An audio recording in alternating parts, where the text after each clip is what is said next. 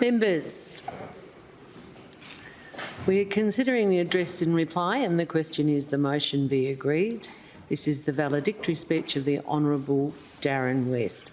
I give the call to the Honourable Darren West. Thank you, President, for the call for the final time. And for me, it's easy. It's an easy place to start a valedictory speech, and that is by acknowledging the traditional owners on the land on which we meet today, the Whadjuk people of the Noongar Nation, and I pay my respects to elders past, present and emerging, and can I extend that acknowledgement and respects to all First Nations people across the agricultural region, across Western Australia and right across the great country of Australia. It always was and it always will be Aboriginal land. President, for around 25 years now, I've been a candidate or a proud member in my part of the world, which I think is the best part of the world, for the Australian Labor Party. This mighty political movement, formed in 1891 by striking shearers in Western Queensland and by miners in Coolgardie in the goldfields of Western Australia, stands today as a beacon for working people and for fairness, justice and equality. And I could not be prouder to have such an important representative role for this organisation for so long, and I'll be eternally grateful that I've had the opportunity to carry out that representation in the Parliament. I'm just going to turn a little bit, President.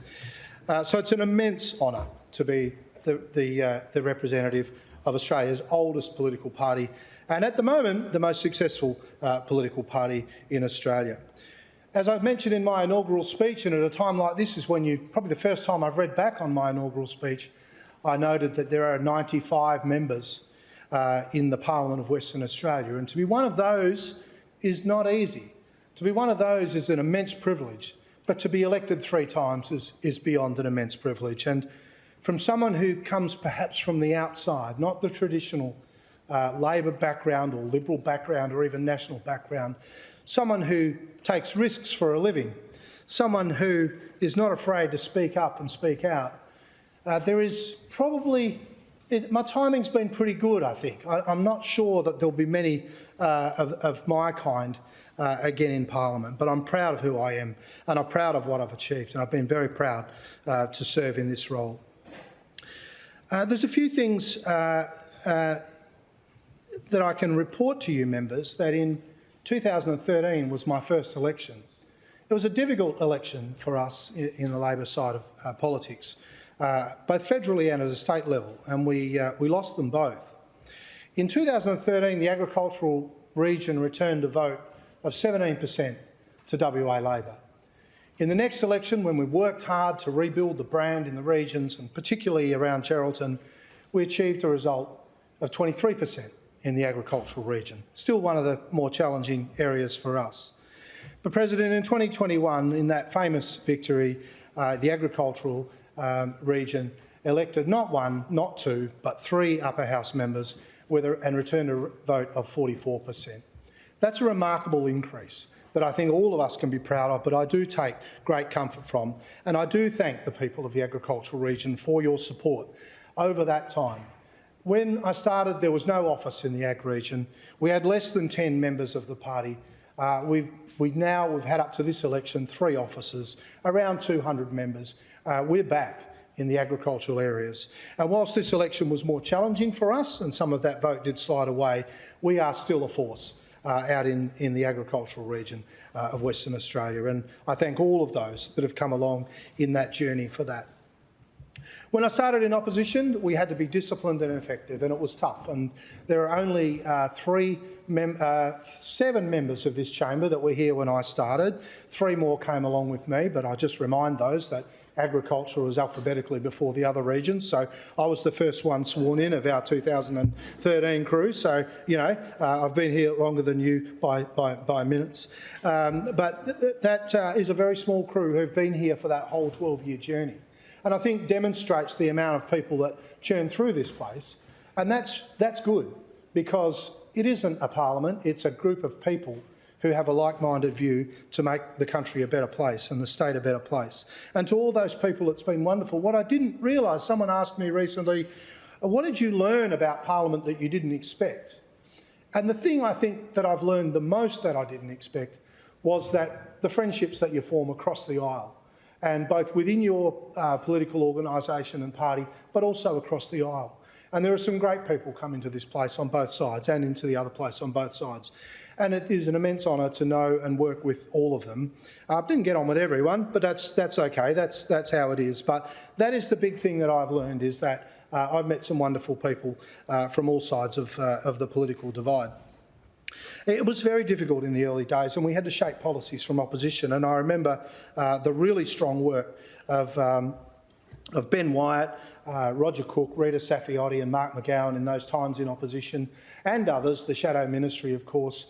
And for me, it was Ken Travers who was the person who took me under his wing and showed me how this place worked, because I was a bit new to this and a bit green and come from somewhere very different. And how that everything you did had to run a narrative of how that would be received in the electorate. And that was very useful information. So when we worked on our policies in those times, we had to work to nullify some of what we thought were bad policies of the then government, but we also had to work on our own new policies that we would bring and provide a vision to the people of Western Australia and run a narrative that we were building the future of the state. And around that was Metronet, which the public really were really captivated by and understood the importance of. And it didn't get us over the line in 2013. But I think the idea that we had a plan and a vision for a public transport system across the metro area and to eventually extend out into the regions was something that people liked. And when they were ready for change of government in 2017, they looked at our policies and looked at us and thought, yeah, that's someone we can vote for. And so it was. In 2017, the people of Western Australia took the opportunity to elect a Labor government. And we thought that was a massive win that we would never see again, only to have two further wins, even bigger than that.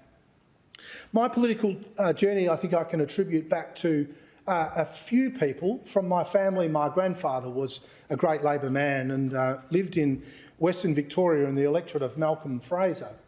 And we didn't like Malcolm Fraser much because what we perceived that he did to Gough Whitlam. And so any chance to run Malcolm down, my grandfather took. And I note that Malcolm Fraser became much more of a humanitarian later in his life. And I think in the end, had they have been able to meet my grandfather and Malcolm Fraser, perhaps would have got along a lot better. But I also had a lot of encouragement from my family. I was always the person to question and answer and to hold the debate amongst our extended family and friends. And I think those, being able to demonstrate those traits did set me up quite well to come into this place.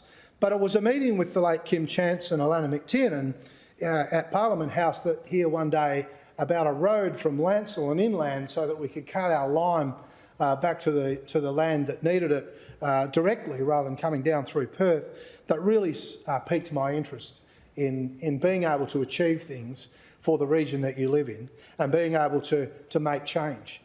And I remember that meeting particularly clearly.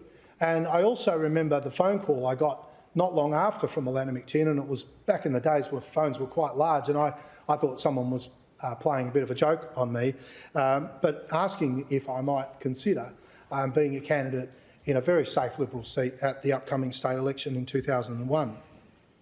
So I was pre-selected in late '99, so over 25 years ago now, and at every election I have contested for Labor ever since. And I really do appreciate the support that I got from Kim and Alana in those early days, and was able to establish myself as someone who had a voice and a vision for our region, and that ultimately saw me elected into the Legislative Council in 2013. My inaugural speech, members, contained a reference to voluntary euthanasia, as we called it in those days, and there was two things that I took out of my inaugural speech, and one was that reference, and the other one was the obligation. And my words were, we have an obligation to future generations to leave the place better than we found it. And I'm particularly proud that we were able to deliver on both of those things. Voluntary assisted dying is law now in Western Australia, and it's been accessed by many people, as it is in other states. And that debate was one that gave me immense pride, and I think all of those in the Labor movement immense pride, and was in the end supported by many of those opposite. A very emotive debate, a conscience vote was held, and so that we were able to vote from within ourselves. Issues like this not only divide political parties and populations, they actually divide ourselves. And I think I could see members who were perhaps erring on the notion of not supporting voluntary assisted dying, but by the end of the debate, when they heard the stories and the great work that was done by Belinda Lay and Andrew Denton and all of those who helped us in the vision to make voluntary assisted dying law, we saw those people's conscience come across. And I do thank everyone who got around that and the great work that was done by the committee into the investigation of the legislation, and all those who advocated for voluntary assisted dying. And I think if I leave here and people say, what was the one great achievement that you achieved in government? To me, I think that would be in my top 5, certainly. So well done to everyone involved in that, and I feel particularly proud leaving here with that as law. We also, in 2001, established a small informal group called Country Labor, and we brought we were in trouble in the regions, and we had some stalwarts like Peter Watson and Mick Murray in Collie and others from the regional areas who were a bit concerned about this and thought that we needed to brand ourselves a little bit differently in the regions. I was the inaugural chair. Jeff Gallop established Country Labor in 2001. I relinquished that. It was a bit difficult from outside of Parliament to a member inside the Parliament in 2005, and took it on again in 2013. And in those days of opposition, Country Labor was a great place where we could throw all the ideas into the pot and come up with meaningful policy. And at our meetings, the Premier's office would send representatives. All the ministers would take a turn to come along and have a listen and to put input into our regional policy. I think that's something we perhaps need to revisit. We've had a challenging election in the regions, and I think there's a great opportunity now to reinvigorate Country Labor and bring that back, not as a formal part of the party, but as a melting pot for new ideas and new policy. As I said earlier, we were formed in the goldfields in 1899. There is no more regional political organisation in Australia than the Australian Labor Party, and we're very proud of that. Maybe that's something that we can go back to. I established an office in Geraldton in 2014. It took nearly a year and a half to get an electorate office established, which was very frustrating. But not long after setting up in Northam, we had Jeff Gallop at the opening of the office. We also had Jeff Carr, former member for Geraldton. There, Roger Cook, the then Health Minister, Shadow Health Minister, came up and opened the office for us, and we had a reinvigoration of Labor in Geraldton and a reinvigoration of the branch. So many of our people didn't realise that Geraldton had been a Labor seat for 90 of 120 years, and so it was only natural for us to go back and rebuild that brand there and rebuild Geraldton, because Geraldton always received great investment from Labor governments. And Jeff Gallop, as the Premier who was originally from Geraldton, did help pique back the interest in that community. And so we were able to rebuild there, establish the office, and it was around that time. And in my time here in Perth, I had had short-term staff, just because we knew we weren't there long, so people would move on. And so I had a combination of staff, including the Honourable Dan Caddy, who was one of my very early staff, and Fran Hickling worked in the office. Then Donna Plummer came, and we really started to reinvigorate Labor and worked. When we set up in Geraldton, Judy Riggs was our electorate officer there in the office, and that had that beautiful calming soul who was able to deal with people's issues as they presented, and we were all about the solution, and it was how we could get to an end to everyone's issues, and that worked particularly well. We ran a very strong campaign in 2017. We just came up short, but we eventually took the seat back to Labor in 2021, and sadly it fell in a very four-way contest in 2025. But we had issues that we had to fight as well. Geraldton had been promised a hospital many times. We got the commitment from the then Shadow Health Minister to rebuild the hospital, and that construction, whilst it took us a while, it's underway today. I had a meeting with Mark Denton, who was then the Director of WACS Midwest. What's the biggest thing we need in the Midwest? It was an acute psychiatric unit. There were no acute psychiatric services in the Midwest. That's now under construction, and we've also, through Roger Cook, when he became the Health Minister, set up a step up, step down in Geraldton at the old Sobering Up shelter. A great outcome for that community, made a real difference to people's lives. When we were in opposition, there was a fracking free-for-all by the then government, and there was actually investment into fracking projects by the government. I stood pretty firmly against fracking, probably a little bit too firmly, and I know some of my colleagues will know what I mean, but I'm proud to say that in Western Australia, we've not had a single fracking project since we came to government in 2007. Fracking is banned right across the state, except on the 2% of existing leases that were granted by a previous government. That's a great outcome for us. And farmers and landowners now do have the opportunity to shut the gate, and traditional owners have the right to say no. They also have the right to say yes on that 2%. So that's something that was a hard fight, but worth it. We were battling against the closure of the Tier 3 rail lines, which I think was still the worst deal for taxpayers in government history. We were right. In the 10 subsequent years, the number of trucks on our wheatbelt roads has intensified, with our record harvests now.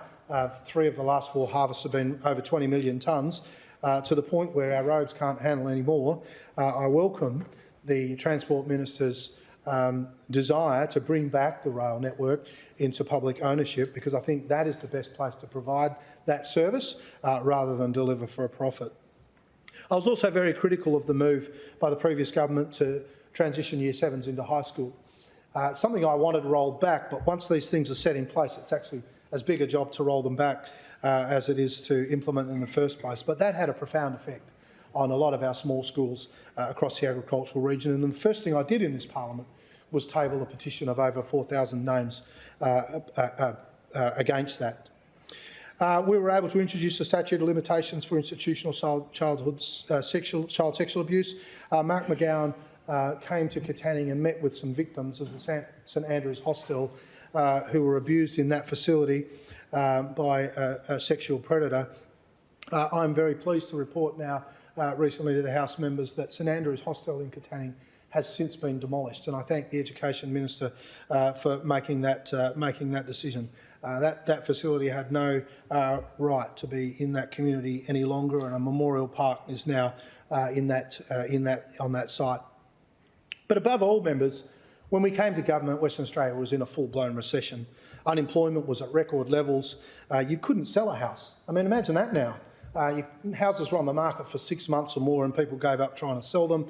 You couldn't even rent them. A lot of people had left the state as the state's economic woes intensified. We had the worst economy in the country.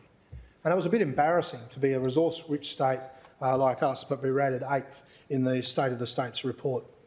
So in 2017, people turned to Labor in record numbers. I thought the work rate was heavy before we won government, but it actually only intensified after we won government. It was a big job, and I don't think you can ever understand the challenges faced of a new government until you go through it. And new people are going to come and take that on. I was elected by the caucus as the Parliamentary Secretary to my great friend Alana McTiernan, and we had the agricultural and regional development portfolios. Alana was a powerhouse. She is a force of nature, as you all know, but in that portfolio, her thirst for knowledge and information and her desire to drive and get outcomes was just so refreshing and an inspiration to me. We brought back the research into agriculture. We rebuilt the department. We stopped the sale of the research stations. And as I'll touch on a bit later, I imagine the value of those research stations then compared to now. And we built a sheep research facility in Katanning. We opened up the opportunity for farmers to get into regenerative agriculture, carbon farming, which unlocked new revenue streams and opportunities for farmers, particularly on some of our lesser lands. The Lands Minister diversified pastoral leases. That was a huge change for the pastoral industry. And we committed to a new home for agriculture at Murdoch University, which remains a work in progress and may be relocated, but I still hold some hope that that facility will become a reality under a Labor government. We built strong relationships with industry representatives, particularly CBH, because as the grain harvest began to increase, we both needed each other, and we've been able to work with them with a $400 million commitment from industry, federal and state government to build a lot of fast rail loading facilities. And what these will do, members, is reduce the train loading times from 12 hours to 3 hours. So you can just imagine how much more productive those trains can be when they load under those facilities. There's 11 of those going in across the state, including up in my area and all over the state. Some are already in operation. We're able to work quite well with the peak bodies, although we did find them a challenge from time to time, and I think in more recent years they've been even more so. The agricultural sector was in a pretty challenging space in 2017, but I can tell you now, members, that there's never been a better time to be involved in agriculture. In the last 8 years, our land values have tripled. And for the first time in my farming career, and that's driven by a drive of people wanting to invest in our industry. And I can tell you that in my time in agriculture, there's never been a time where everybody wants to get involved like they do now. And so we're seeing all kinds of investment coming into the sector, and that drives research into new chemicals and new varieties of crops and all of the things that we need as we move from a livestock and cropping mixed farming enterprise to a complete cropping enterprise. And that's what we've done on our place, because that's the advances in science and technology are greater in the cropping area. In regional development portfolio, we introduced the RED grants to assist businesses in regional WA, and these have been particularly well received. And I note that even great supporters of the other side have put their hand up and put in applications and been successful in receiving RED grants, and I think that shows the significance of that exercise. We transformed the Royalties for Regions program from basically a fork barrelling exercise to a meaningful funding provider for $1 billion per year. The mismanagement of that program is a great lesson for future governments, as outlined in the Langallon report. WA Labor during our term was able to implement its long-held goal of electoral equality.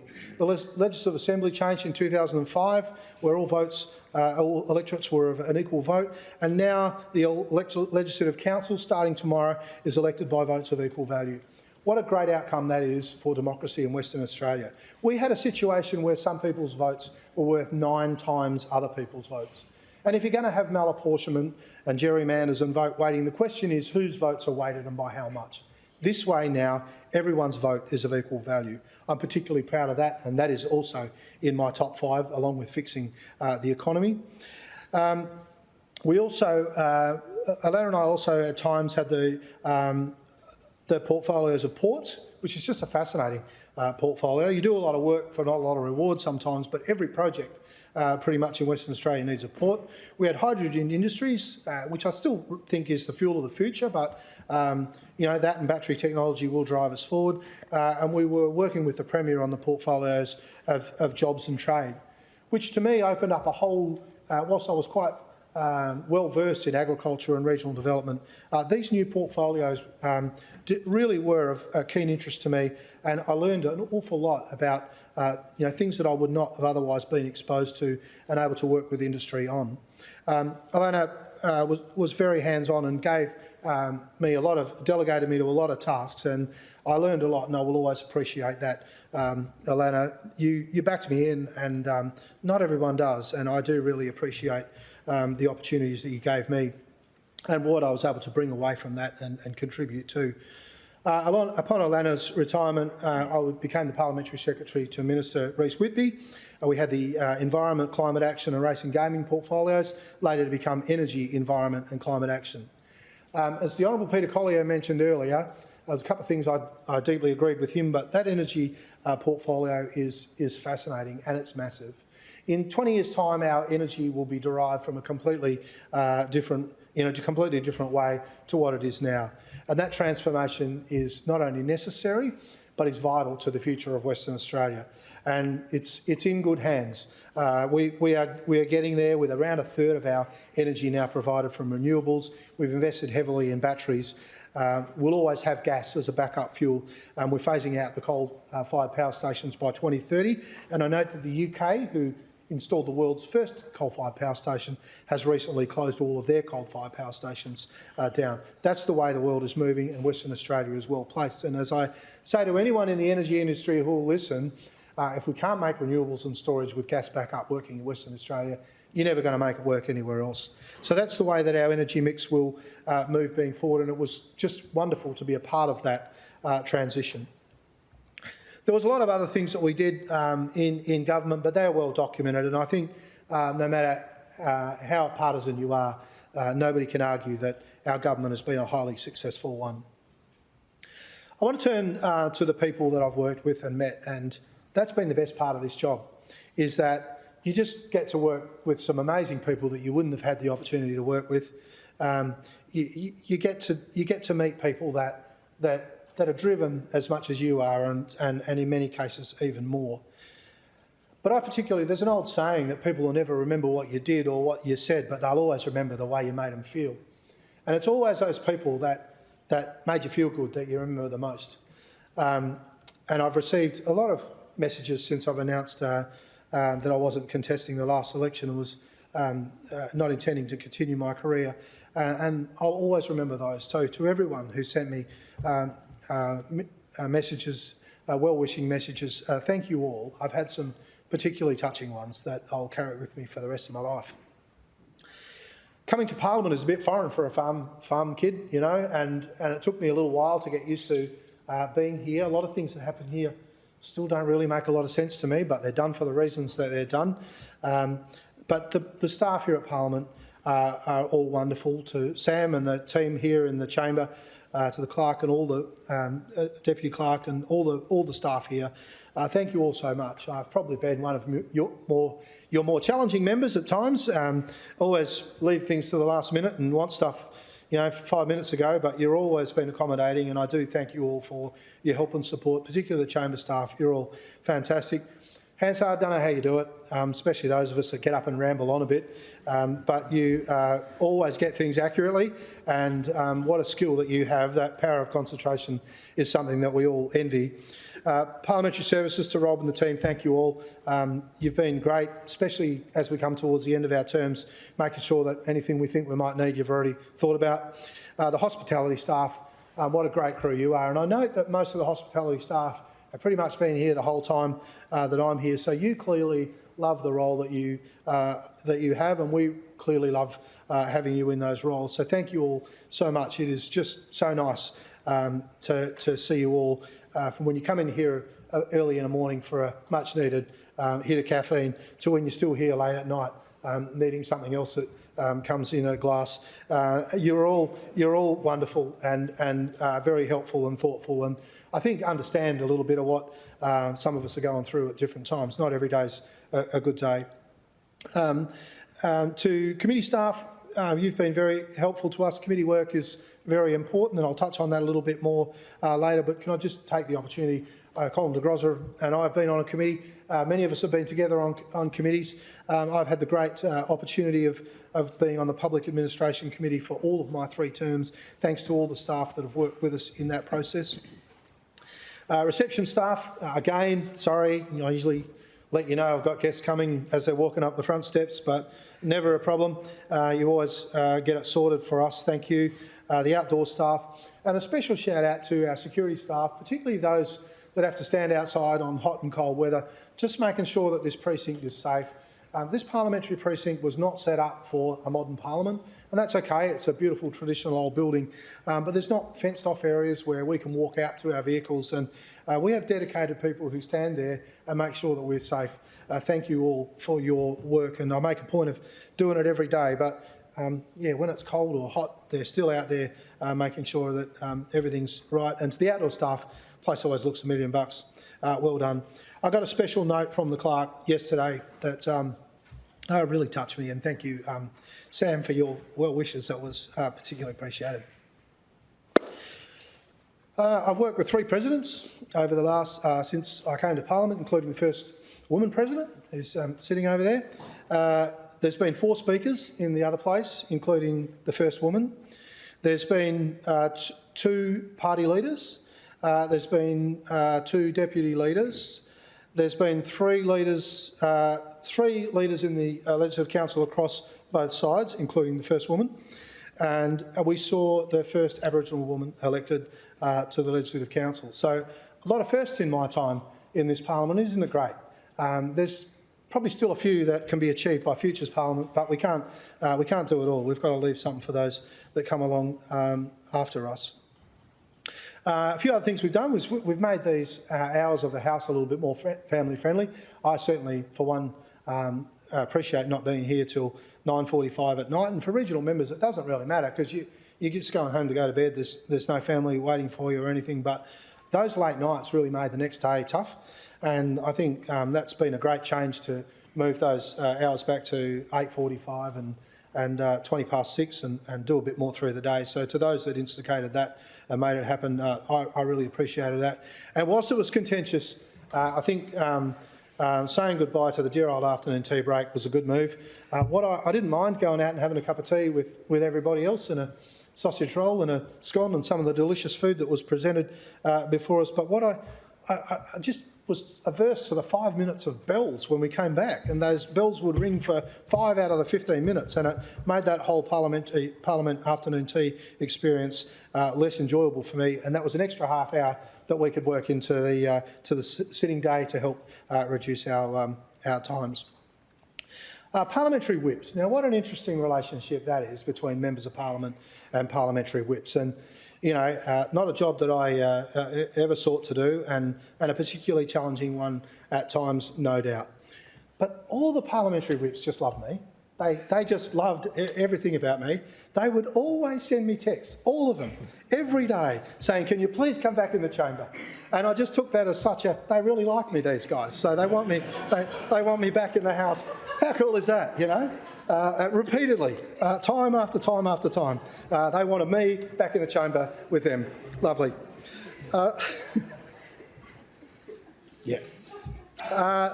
Committees, I've touched on committees before. The Public Administration Committee is a unique committee in that you can pretty much self-refer into any inquiry you like. And gee, we had some really interesting inquiries that I do think provided a lot of good across the years.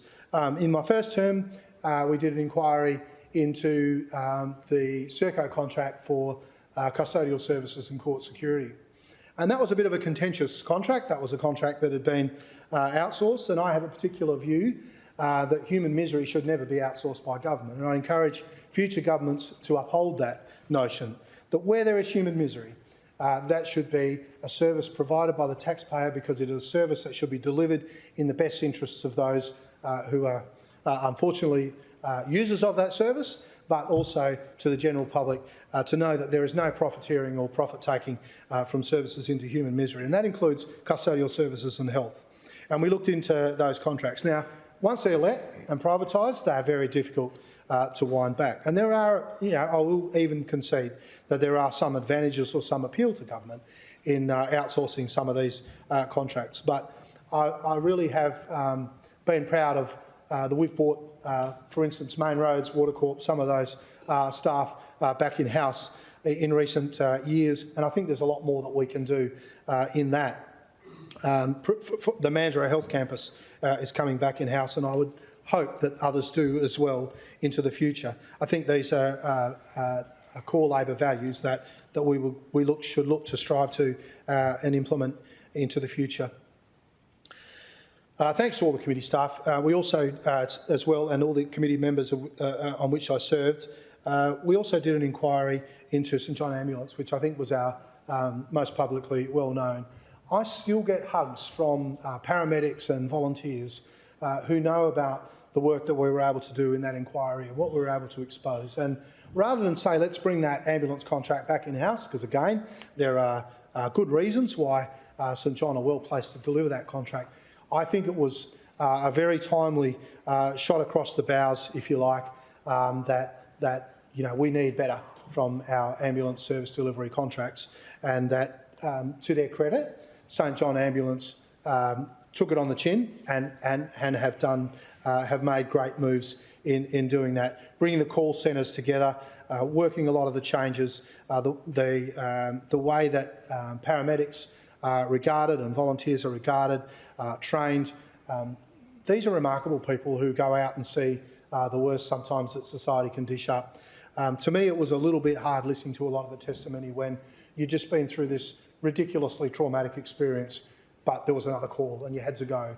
And I think getting around those paramedics and volunteers across the state, I think the volunteer model is somewhat unsustainable. And I know that into the future changes will be made there, and I'm proud that we've been able to deliver paramedics to the regions. And similarly, changes, I'm rambling a little bit here, but changes we made to the emergency services levy and the increases that we've made, improvements that we've made across to facilities, having aerial backup, training, proper PPE for all of us, because I'm also a volunteer firefighter in the regions, does give us a lot of comfort when we're attending a particularly bad fire. That's been a very positive change for us, and I acknowledge everyone at DFES. But back to the committees, that's a bipartisan and enjoyable experience. It has provided a lot of useful information to the Parliament, both before I came, during my time, and of course, as all committees do.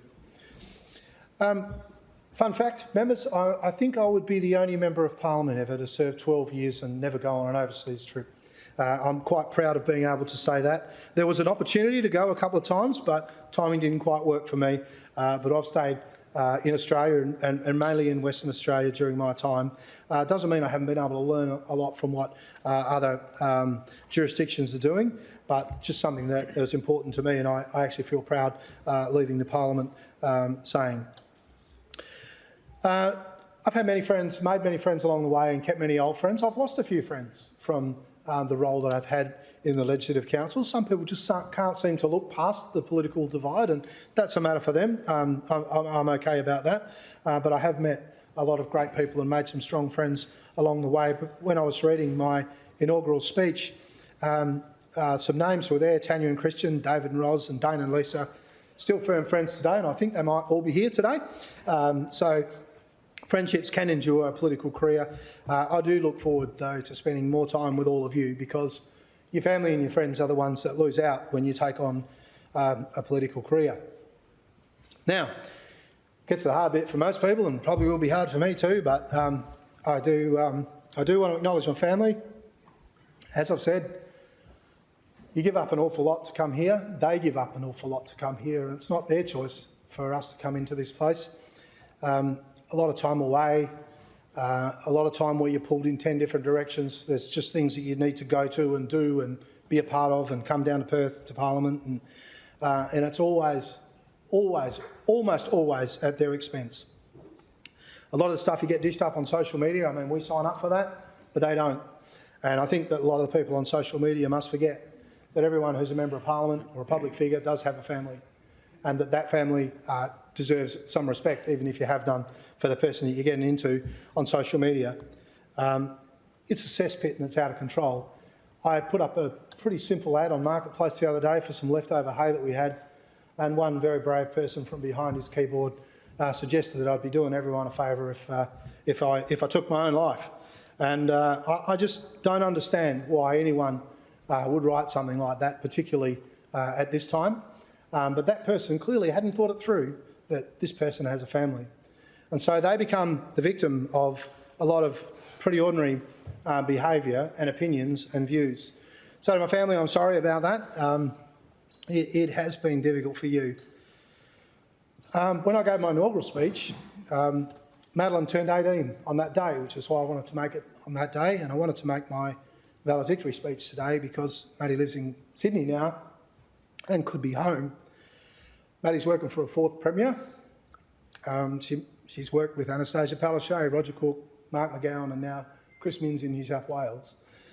A particularly capable and strong young woman who is blazing a trail her way. I couldn't be prouder of you, love, more proud of you. Sorry, I'm not holding it together too well up here, but that's what happens.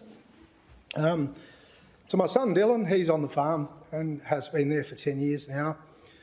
He's making his own burrow on the place, if you like, and has been a great custodian of the farm while I've been doing this. And him and Mark and Baz have kept the wheels turning up there, literally, over the last 12 years, and I'm looking forward to spending more time with them. To my wife, Leslie, you've been a rock of support for me. I can't thank you enough for everything that you've done over the last 12 years. And again, I'm looking forward to spending a lot more time with you. Behind every MP is a great husband, wife, spouse, partner, and I'm lucky to have one of the best ones.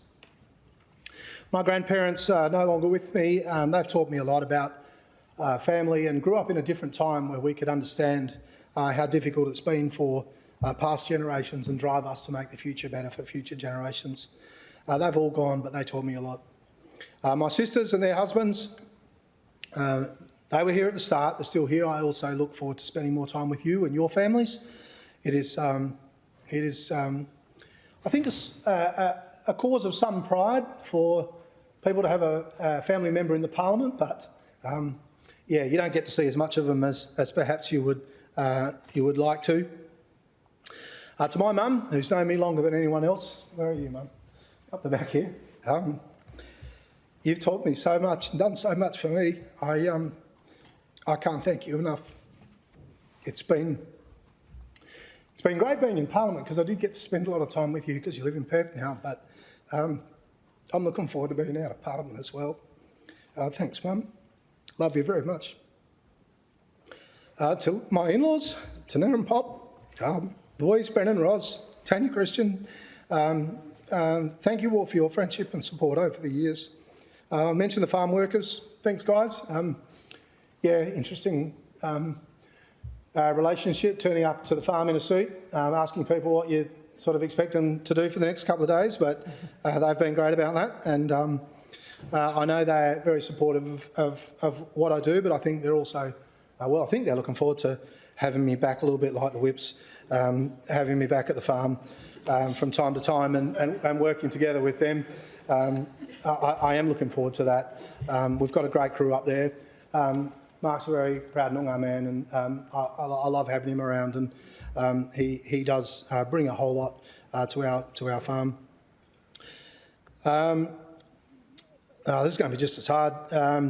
With the staff that we've had over the time. I mentioned Dan Caddy, Donna Plummer, Judy Riggs, Toby Prater, Dan Hobley, have all been with us at different times, but I now have the very best team of people, just the most decent, nicest, caring people who work together, put up with me. It can be challenging some days when things change at very short notice, especially for the organised ones among you, but there's never been a dull day in our office. There's never been a constituent that hasn't had their issue attended to. So to Rachel, Lisa and Sharon, thank you all very much. I'm bitterly disappointed that there won't be a Labor presence in Northam after tomorrow, but that's how life goes. But I know that you'll move on to bigger and better things. You're a great loss to our party, to our movement. We're all going out tonight to have a drink to celebrate, and we're going to rough it up at Crown, so I'm sure that'll be a great night for us all. But I really can't thank you guys enough. It's been, you don't realise how much it meant to me. I went through a difficult time there for a while with the office and staff, and to have you guys come in and get the ship back on course has been wonderful, and I thank you all very much from the bottom of my heart. To the mighty United Workers Union, I've had your support all the way through. I joined before I came to Parliament. I'm proudly a member. I'll stay a member. The United Workers Union, for those that aren't aware, stands up for the rights of some of our lowest paid and exploited workers, cleaners, hospital orderlies, paramedics, bar staff, education assistants, healthcare workers, a wonderful group of people who work better by uniting together, and our union does work, as do all unions. I'm a very strong supporter of the union movement. Thank everyone involved for their work, but the United Workers Union supported me all the way through. I hope I've repaid that support. I have helped get a lot of people elected to the parliament, and they chose to enter our United Workers Union caucus as well, strengthening our numbers and helping getting people into cabinet and into party positions. I did have a difficult 12 months. I'm pretty openly say that I backed Roger Cook in the leadership balance, which was a difficult time for our parliamentary group. We had two outstanding candidates from the same group, and it did somewhat divide us. It was a difficult time, but I'm proud of Roger and what he's been able to achieve in his time in Premier. I know Amber would have made a great leader as well, but I think I chose what I thought, who I thought was the right person. Roger and Rita are a dynamic team who will serve us well into the future. So thanks to everyone at United Workers Union, particularly Dave Kelly, who first called me one day and suggested that we sit down and have a chat. I had 3 goes at getting into Parliament. I hadn't figured out the factional system, and I don't mind saying that I still haven't figured out the factional system, but it's been great working with Dave and then Carolyn Smith later on. I could go to these people at any time with any issue and work through it. It hasn't always been easy, but they've both been great supporters of mine, and I thank them very much. I would never have got this opportunity without them. At a party office, I jokingly say sometimes that, gee, we have to win votes in the country to spite party office. That's not at all true. Party office is a great organisation that has been ultimately entirely successful, fantastically successful over my time in Parliament. As I said, we came from a very low base in 2013. We've now had convincing wins at 3 state elections and now 2 federal elections. What a great crew we have there. Simon Mead was the State Secretary when I started, then Patrick Gorman, now member for Perth and dear friend of mine. Matt Dixon, Tim Picton, Ellie Whittaker, Lenda Ashalam's been there, Lauren Cayoon's been in there, and many other staff down at Party Office. What a powerhouse you've become, and I look forward to further strong campaigns. Wish you all that have gone on to bigger and better things all the best into the future, and thank you for your service to WA Labor. Plenty of candidates. In Geraldton in my time, I've had Catherine and Lara as candidates. In Moore, Peter, Barney and Jenna Denton at the last election. In Central Wheatbelt, John, Gary, Michelle and Rebecca as our candidates. And Beck's here today. On your Beck, did a great job. And in Rowe, we've had Josh and Brad Willis for 3 elections. And what a champion, true believer Brad Willis is. Brad Willis has been our candidate in Rowe, our most difficult electorate, for 3 elections in a row. He knows that we're not going to win Rowe, but he's a true believer and supporter of the Labor Party and stands up every time to fly our flag. And I can remember how happy Brad was the day that he met Mark McGowan. He's now, on a first name basis with the then Premier. And thanks so much, Brad, particularly to you for 3 campaigns in a row. He's from Katanning, runs a business there, cops a bit, I think, for being the Labor guy, and that's a bit of a shame. But thanks very much to you all for putting yourselves forward. Of all those people, we only got 1 elected. But of all those people, thank you all so much for what you've done for Labor. To all the branch members, we had less than 10. We've now got around 200 across the Ag region. Thanks to every one of you who's prepared to join the wonderful organisation that is the Australian Labor Party WA branch.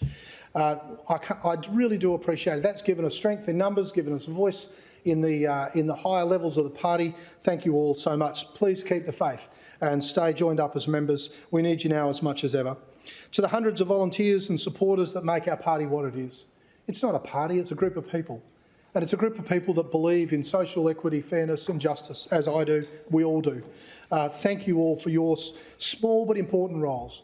Whether you're dropping a leaflet in someone's letterbox, knocking on their door, standing at a pre-polling station on polling day or on polling day, or just spreading the word about how wonderful our candidates are and how people should support us. We all have a common interest in seeking the world to make the world a better place. Thank you all. I was particularly happy at the federal election when Trish Cook, the now federal member for Bullwinkle, the 9th nurse elected to the federal parliament and the first member to be to the first electorate to be named in honour of a nurse. How fitting. This is the first time that any part of my electorate has been within a federal Labor seat. Congratulations to Trish and Anthony Albanese on that historic win. I know that you're going to make a fine representative for us in the federal parliament and be our representative in the Wheatbelt.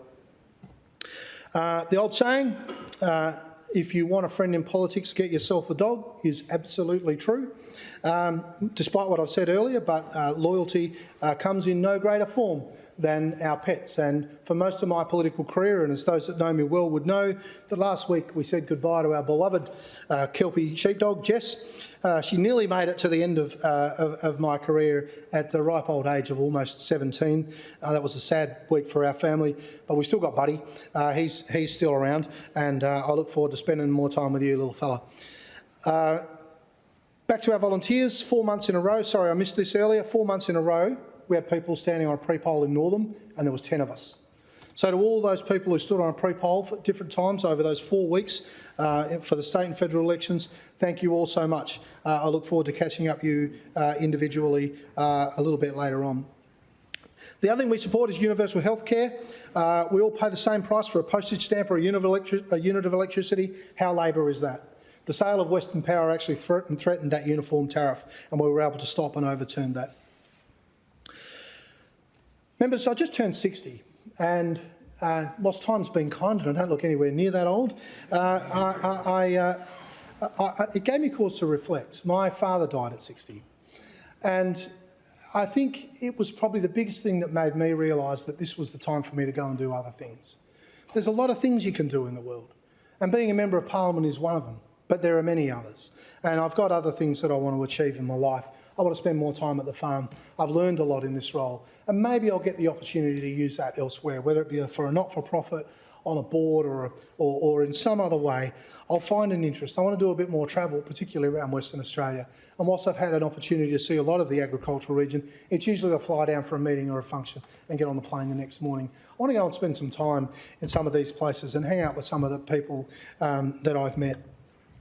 I've lost a few good people on the way. Kim Chance, the great mentor of mine, who we lost just before the 2017 election. And when I caught up with Kim's wife, Sue, just after that election for Kim's funeral, she was very quick to tell me that Kim had gone in and early voted 2 weeks before the election. So we still got Kim's vote in the 2017 election. They don't come more Labor than that. But Kim was so good to me. I wouldn't be here if it wasn't for Kim. I miss being able to call him. He was a great loss to me and to movement. Paul Tomlinson was a good friend of mine, didn't vote for me, but a good friend of mine. We lost Paul recently. He was Mr Northern, really. And when I set up the Moora branch and first started, there was this wonderful lady called Lorraine Craven who shared our values and was a Labor candidate in the seat of Moore, the difficult for us seat of Moore. We lost Lorraine as well. So I just want to acknowledge those people and thank their families for the opportunity to learn from them what I could. Another few quirky things along the way. Members may not remember this, but I wore, in response to something that happened on Sunrise, where Lisa Wilkinson was criticised for wearing a similar outfit during the same week. Carl Stefanovic decided that he would wear the same suit for a week and see if anyone noticed. I didn't find out this until after, and I'm not a Sunrise watcher or whatever, the Good Morning Australia or one of those programs. I was a bit sceptical that that could happen, so it was early in the year. I wore the same suit to Parliament every day for a whole year to see if that was true. It was true. Nobody noticed. Not one person noticed. It says one of two things. It was back in the days when I was a regular on Inside Cover.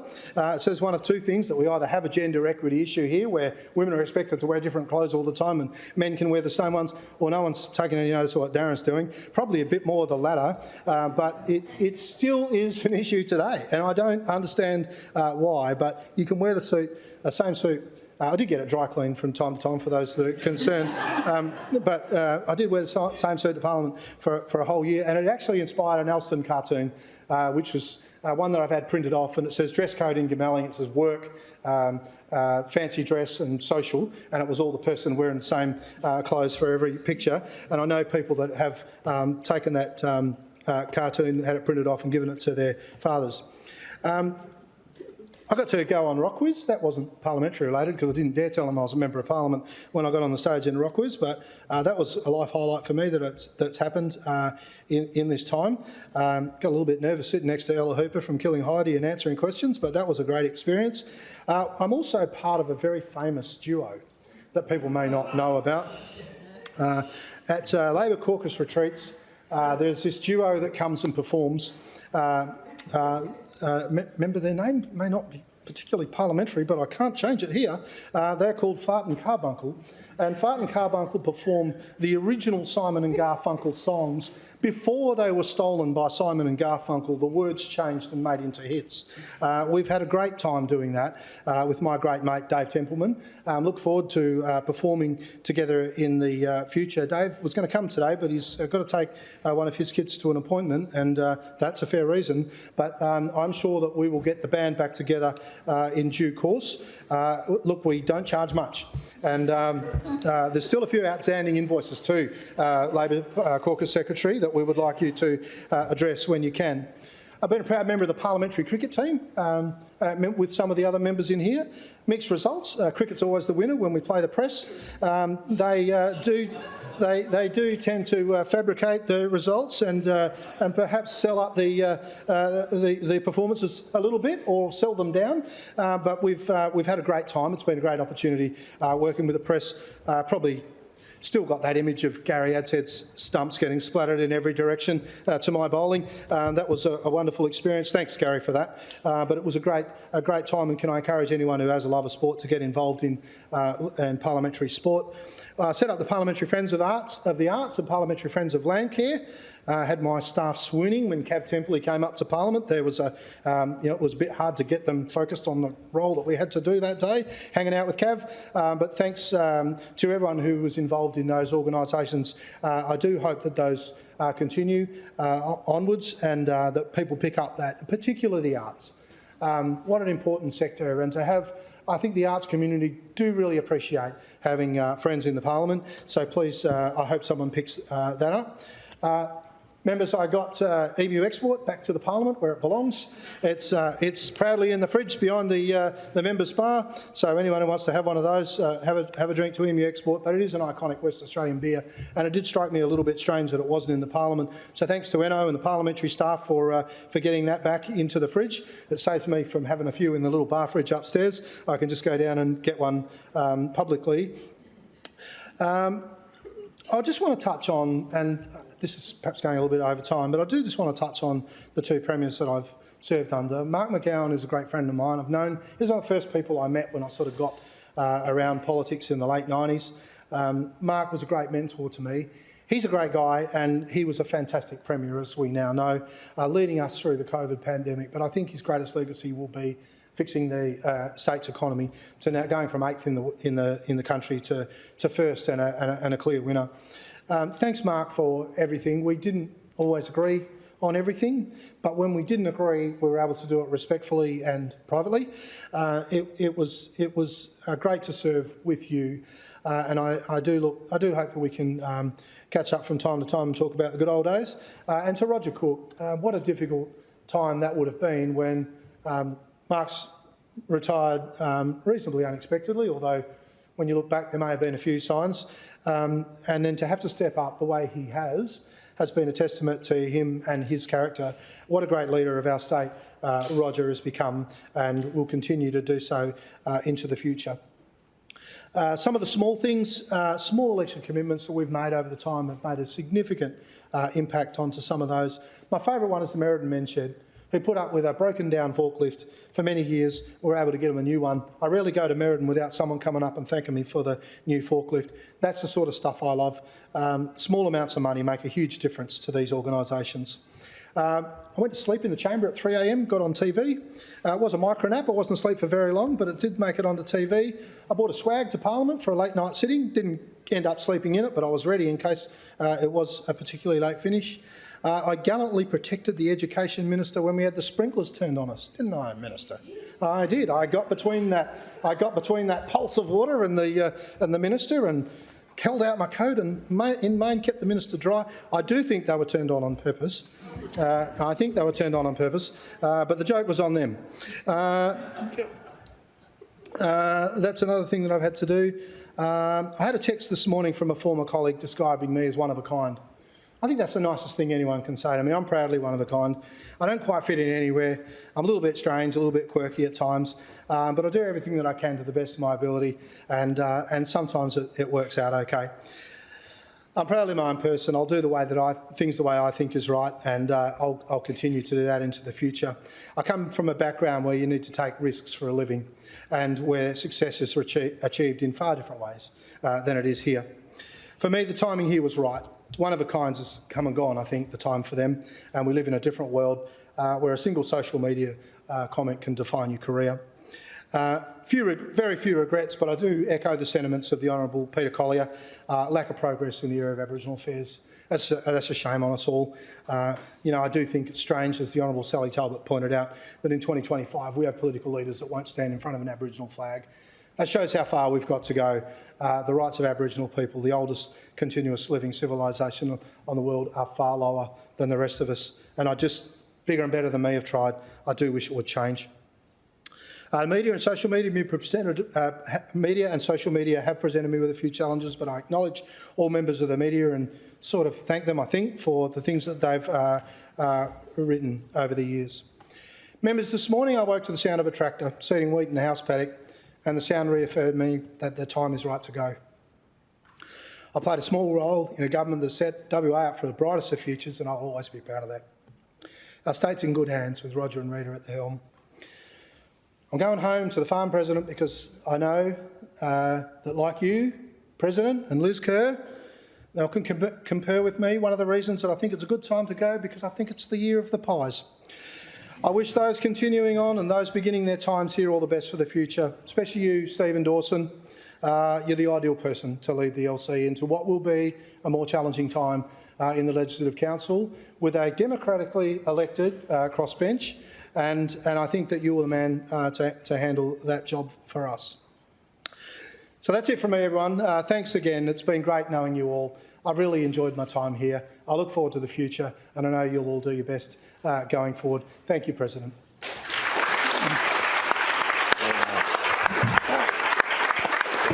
All over the shop.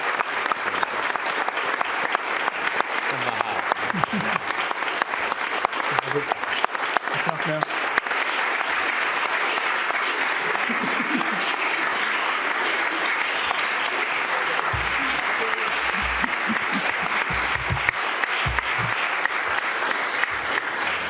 Members, I'm going to leave the chair until the ringing of the bells to allow you to congratulate the honourable member and for a brief break.